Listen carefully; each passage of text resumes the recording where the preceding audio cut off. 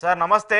ఏంటి ఫస్ట్ ఈ లోకేష్‌కి, పవన్ కళ్యాణ్‌కి మధ్య ఆధిపత్య పోరు కంటిన్యూ అవుతుందా? లేదంటే వాళ్ళిద్దరి మధ్య ఏమైనా గొడవలు జరుగుతున్నాయా? సార్ గొడవలు జరగడం ఏంటి సార్? హ్మ్. ముఖ్యమంత్రిగా ఉత్సవ విగ్రహంగా హ్మ్. చంద్రబాబు నాయుడు గారిని పెట్టారండి. హ్మ్. కానీ మూల విరాట్ ఎవరో తెలుసా సార్? లోకేష్ బాబు గారు. ఓకే. ఆంధ్ర రాష్ట్ర రాజకీయాలను నిశితంగా పరిశీలించే ప్రతి ఒక్క విశ్లేషకుడికి, రాజకీయ నాయకుడికి, మీడియా వర్గాలకి అందరికీ తెలుసు. హ్మ్. ఇక్కడ డీఫాక్టో సీఎంగా లోకేష్ గారు పనిచేస్తా ఉన్నారు. హ్మ్. ఇక్కడ ఆధిపత్యం ఎక్కడుందండి? నాకు తెలిసి మా మా మా కొద్దిగా కొద్దిగా రాజకీయాల గురించి పరిజ్ఞానం ఉన్నోడైనా సరే హ్మ్. చంద్రబాబు నాయుడు గారన్నా తెలుగుదేశం పార్టీ అన్నా పవన్ కళ్యాణ్ గారికి అచంచలమైన భక్తి, హ్మ్. అంతకు మించి విశ్వాసం ఉన్నాయి సార్.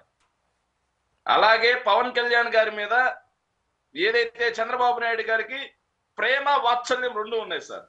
ఆ! అవి ఎందువల్ల కుదిరాయో ఏమో తెలియదు కానండి. ఇది మొత్తం కూడా ఏంటంటే సోషల్ మీడియాలో వాళ్ళ అభిమానులు వీళ్ళ అభిమానులు కొట్టుకోవడానికి పనికి వస్తుంది కానీ హ్మ్. కానీ పవన్ కళ్యాణ్ గారికి కావాల్సింది ఏంటి?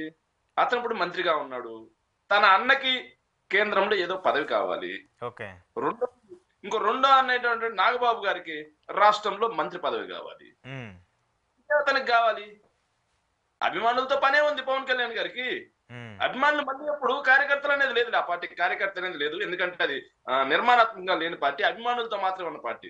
ఓకే. అభిమానులతో మళ్ళీ ఎప్పుడు పని? 2029 ఎన్నికలకి ముందు లేదు.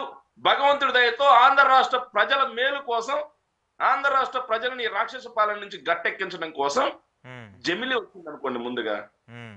అప్పుడు అభిమానులు అవసరమవుతాడు. అభిమానులు మళ్ళీ మైక్ తీసుకొని ఊపదింపుడు ఉపన్యాసాలు రెచ్చగొట్టి, కులాన్ని తన వైపుకు తిప్పుకొని, హ్మ్. యువతని రెచ్చగొట్టి ఓట్లు వేయించుకుందామని, పబ్బం గడుపుకుందామనే మెంటాలిటీలో పవన్ కళ్యాణ్ గారు ఉంటారు.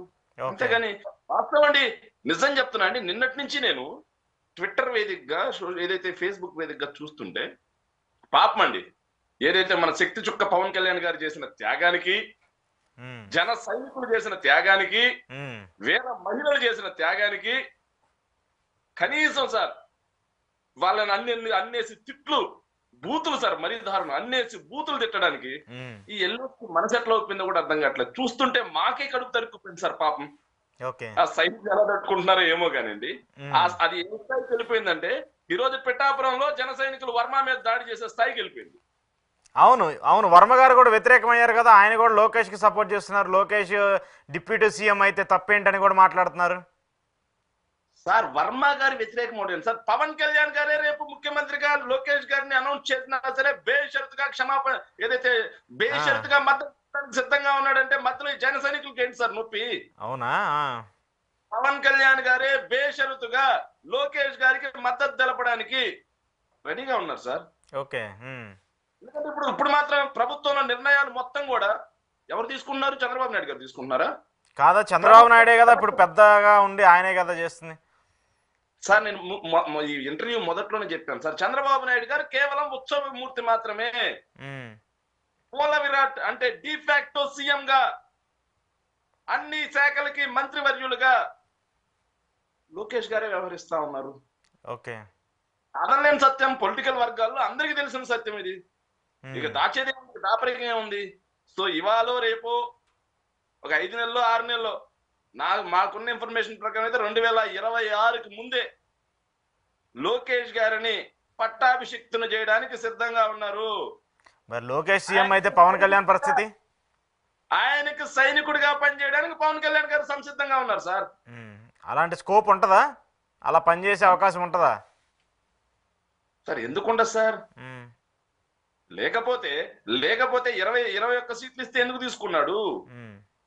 లేకపోతే సార్ ఇంకొక విషయం కూడా అర్థం కావట్లేదు. హ్మ్. వీళ్ళ డ్రామాలు ఎలా ఉన్నాయంటే తెలుగుదేశం పార్టీ అండ్ జనసేన ఇద్దరు డ్రామాలు ఎలా ఉన్నాయంటే రెండు పార్టీలు. నేను అభిమానుల గురించి చెప్పట్లేదు. పార్టీ అధినాయకత్వం గురించి చెప్తున్నాను సార్. ఓకే. సార్ వాస్తవంగా జనసేన పార్టీ అనేది పుట్టింది చంద్రబాబు నాయుడు గారిని అందలం ఎక్కించడానికి, చంద్రబాబు నాయుడు గారిని పట్టాభిషిక్తులు చేయడానికి మాత్రమే జనసేన పార్టీ పుట్టింది.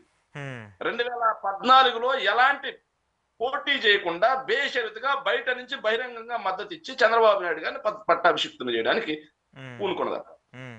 2019 వచ్చేసరికి చంద్రబాబు నాయుడు గారి ప్రభుత్వం మీద ఉన్నటువంటి వ్యతిరేకత, ప్రభుత్వ వ్యతిరేక ఓటు బ్యాంకుని చీల్చాలి, దాన్ని మొత్తం కూడా పోలరైజ్ చేయకూడదు అని చెప్పేసి చంద్రబాబు నాయుడు గారు ఎలా చెప్తే అలా ఆడుతూ సపరేట్ గా పోటీ చేశారు.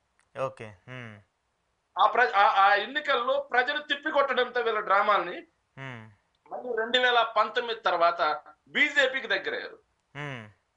బీజేపీకి దగ్గరయ్యి మళ్ళీ చంద్రబాబు నాయుడు గారికి పొత్తు. ఆ పొత్తు కోసం బీజేపీ తోటి నేను చివాట్లు తిన్నాను, తిట్లు కూడా తిన్నానని చెప్పాడు. చూడండి చంద్రబాబు నాయుడు గారి మీద ఎంతటి ప్రేమ.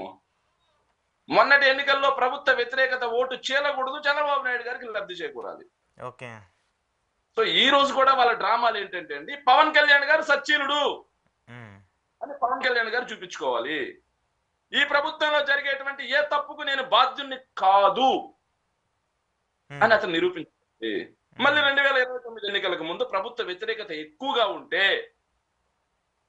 ఆ ఓటుని చేర్చడం కోసం సపరేట్ గా పోటీ చేస్తారు చంద్రబాబు నాయుడు గారి ఆదేశాల మేరకు. లేదు అంటే కలిసే పోటీ చేస్తారు. సో చంద్రబాబు నాయుడు గారు ఎలా ఆడమంటే అలా ఆడే కీలు బొమ్మ, తోలు బొమ్మ, మరబొమ్మ మాత్రమే పవన్ కళ్యాణ్ గారు. ఇది గమనించాలి. అవునా? ఆ సైనికులు పిచ్చోళ్ళు కాబట్టి పవన్ కళ్యాణ్ గారు చెప్పినట్టుగా రోజుకో భుజాన్ని వేసుకొని జెండా కూలీలని పేరు తెచ్చుకున్నారు, పాలేరు సేన అని పేరు తెచ్చుకున్నారు. ఆఖరికి మొన్నటి ఎన్నికల్లో వాళ్ళు ప్రాణాలు పెట్టి మోసారు తెలుగుదేశం పార్టీ జెండాని. ఆ జెండా మోసే కృతజ్ఞత కూడా లేకుండా తెలుగుదేశం పార్టీ కార్యకర్తలు సోషల్ మీడియాలో ఈ రోజు వాళ్ళని ఎంత హేళనగా అవహేళన చేస్తూ బండ బూతులు కూడా తెచ్చుకుంటున్నారు పాపం.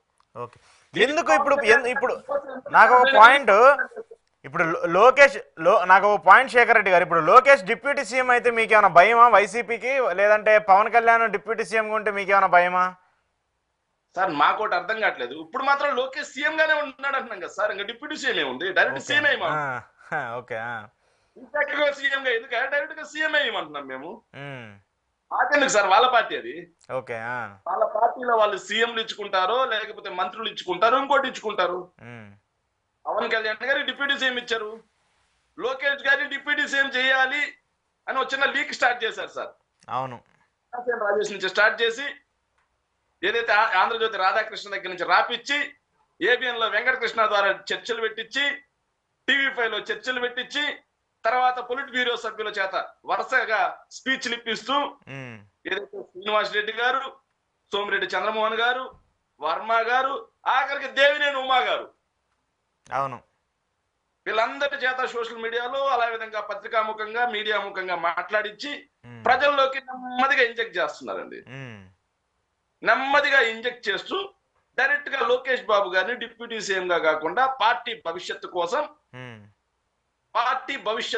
సార్ లోకేష్ బాబు గారిని సీఎం కుర్చీలో కూర్చోబెట్టడానికి మేము నిర్ణయం తీసుకోవడం జరిగింది అని చెప్పి 2026కు ముందే జరగబోతుంది. దానికి బేషరతుగా నేను మద్దతు తెలుపుతున్నాను అని చెప్పి పవన్ కళ్యాణ్ గారు స్టేట్మెంట్ ఇవ్వడం జరుగుతుంది. మధ్యలో వీళ్ళు జన సైనికులు పిచ్చోళ్ళలాగా వాళ్ళని కొట్టుకోవడం తప్పిస్తే ఏం ఉపయోగం లేదండి.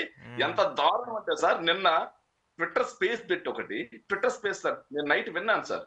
ఎంత దారుణం అంటే పవన్ కళ్యాణ్ గురించి మాట్లాడుతూ సార్, ఇంకెంతకు మించి వెళ్ళలేదు సార్. అవసరమైతే ఎవడ్రా పవన్ కళ్యాణ్ లోకేష్ బాబు గారి భవిష్యత్తుకు అడ్డొస్తాడంటే ఆ రోజు తెలుగుదేశం పార్టీ కోసం ఎన్టీఆర్ నైతే ఎలా బయటకు గెంటామో అలాగా చంద్రబాబు నాయుడు గారిని కూడా గెట్టడానికి సిద్ధం, ఇసురు బయట దొప్పడానికి కూడా సిద్ధం అని చెప్పి ట్విట్టర్ సేఫ్ లో టీడీపీ వాళ్ళు మాట్లాడుతున్నారు సార్. అవునా? ఓకే.